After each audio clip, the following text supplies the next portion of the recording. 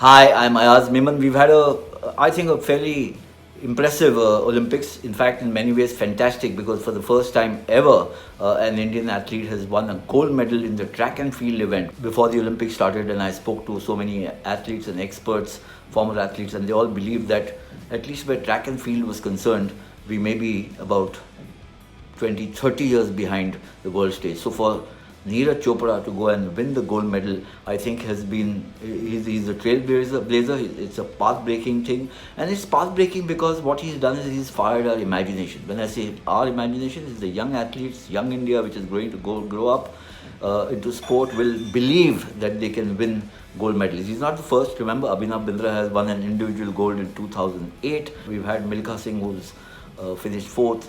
We've had PT Usha, who's finished fourth in the past. Within a whisker of winning a medal didn't happen. There was always this desire and also the despair that, why can't a country of so many people, 130 crore as we count today, win a gold medal in track and field or some of the other events. That's happened. So that to me is a breakthrough thing.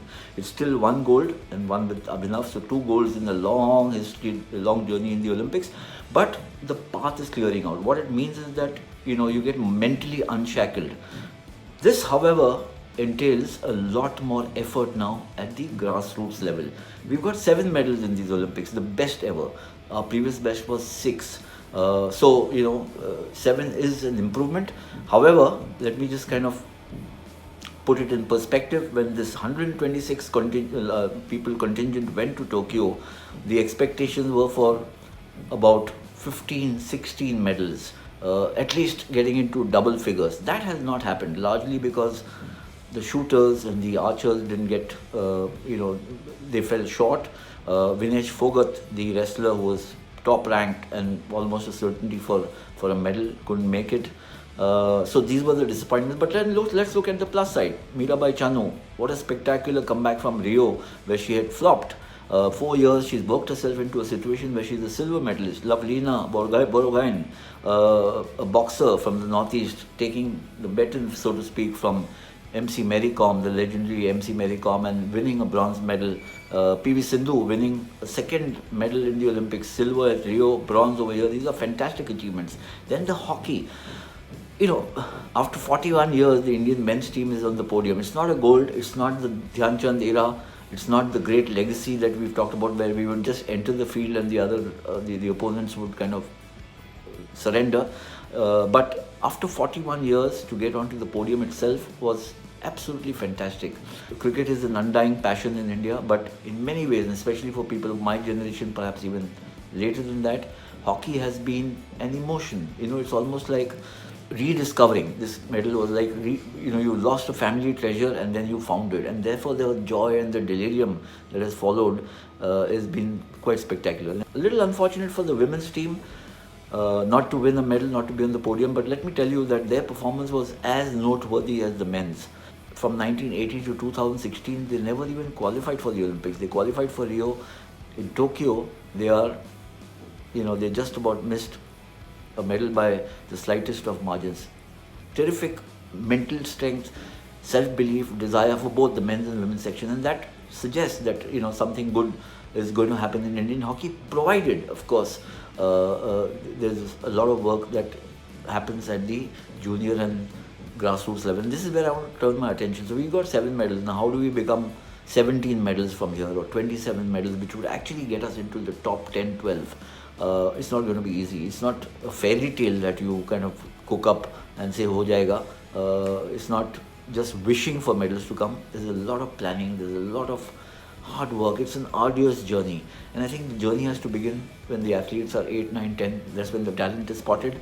How they are nurtured. I think the fundamental issue is going to be the coaching methods. I think now more and more it's become evident that to succeed at the Olympic level, where margins of winning a medal or not can be just about a decimal point, as happens in shooting or archery, or when you're boxing or wrestling, sometimes it can get a little subjective. So how do you impress the judges, by what methods?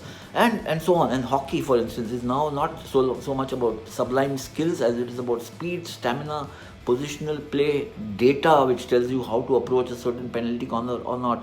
It's all very data and tech driven, and that's the world we need to get into, and that's where our coaches who are at the junior most level have to be very well equipped.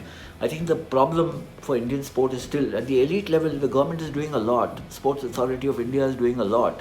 Every one of these 126 athletes was very well looked after and paid money, except there are cases like Aditi Ashok, who was spectacular in golf. Golf is not so much in the ambit of Olympic sports, or at least in India. Now, how do more and more people play golf? She finished 4th, ranked number 200 in the world. So that's the inspiration. But how do youngsters participate in golf in India, where access to clubs is a privileged person's sport in many ways? That is something that the government and the ministry and not Sports Authority of India, they come in later, but they've been doing a fantastic job. The other thing which I can say is that some states like Odisha for hockey, they adopted the sport, they created a center of excellence, they sponsored the men's and women's team. They've done a fantastic job. They've shown commitment. Right from the junior level to the senior level, they're pushing the sport. That's what needs to be done. I would say that suppose in India, each state adopts one sport or two, you would have multidiscipline advantage going ahead. It won't happen in the next year or 2 years or 3 years. It may take another 10, 15 years, but that's the way to go. So I think that the area to focus on is, at the grassroots level, the elite level people are being looked after well.